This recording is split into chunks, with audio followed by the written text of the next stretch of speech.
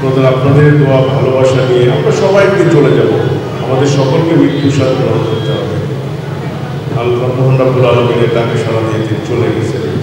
আমরা সবাই দোয়া করবো তার জন্য আল্লাহ ব্যস্ত নসিব করে। আমরা 5 তারিখ শুক্রবার এখানে যারা উপস্থিত হয়েছেন, আমি সকলের প্রতি অনুরোধ যে আমরা যেই মসজিদে জুম্মার নামাজ আদায় করব সেখানে যেন খতিব সাহেবকে অনুরোধ করি যে তার দোয়ার মধ্যেই যেন আমাদের এই সাবেক সংসদ সদস্য বীর মুক্তিযোদ্ধা হাজী ইব্রাহিম মোল্লার আত্মার মাগফিরাত কামনা করে দোয়া করে এবং আমাদের মাননীয় প্রধানমন্ত্রীর জন্য দোয়া করে, সারা দেশবাসীর জন্য দোয়া করে। এখন যেই আল্লাহর তরফ থেকে আমরা যে যত পাপ করেছি তার কিন্তু সেই পরিণতি কিন্তু অর্থাৎ সেটা কিন্তু আমরা অনুভব করতেছি যে বাংলাদেশের যেই আবহাওয়া এখন, সেই আবহাওয়া এরকম কখনোই ছিল না। আমরা এই জন্য দোয়া করবো আল্লাহ যেন আমাদেরকে ক্ষমা করে দিয়ে, আল্লাহ যেন তার রহমতের বৃষ্টি দিয়ে দেয়।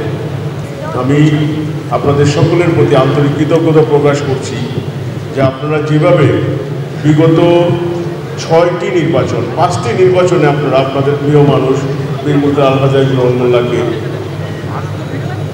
তার নির্বাচন করেছেন, 4টি নির্বাচনে তাকে বিজয়ী হওয়ার উসিলা হয়েছে।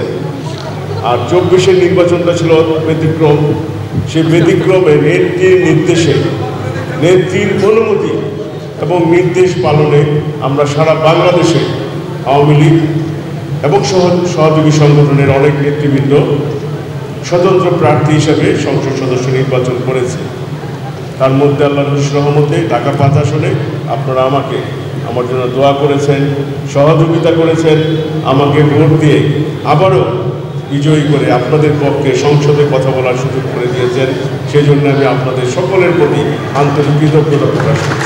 মাননীয় প্রধানমন্ত্রী দেশরত্ন শেখ হাসিনার কাছে আহ্বান করেছিলাম, মাননীয় নেত্রী আপনি আপনার সিআইয়ের মাধ্যমে দেখে যান আলহাজ হাবিবুর রহমান মোল্লার সুযোগ্য সন্তান মশিউর রহমান মোল্লা সজলের নেতৃত্বে হাজার হাজার মানুষ, ধলপুর কমিউনিটি সেন্টার, রাস্তাঘাট সব বন্ধ হয়ে গেছে।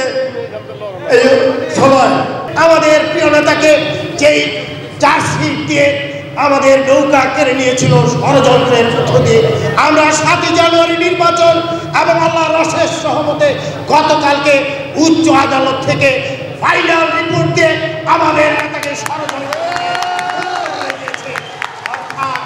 সংগ্রামী নেতৃবৃন্দ, ষড়যন্ত্র শেষ হয় নাই, ষড়যন্ত্র শেষ হবে না। শেখ হাসিনার বাংলাদেশে ঢাকা 5-এ হাবিবুর রহমান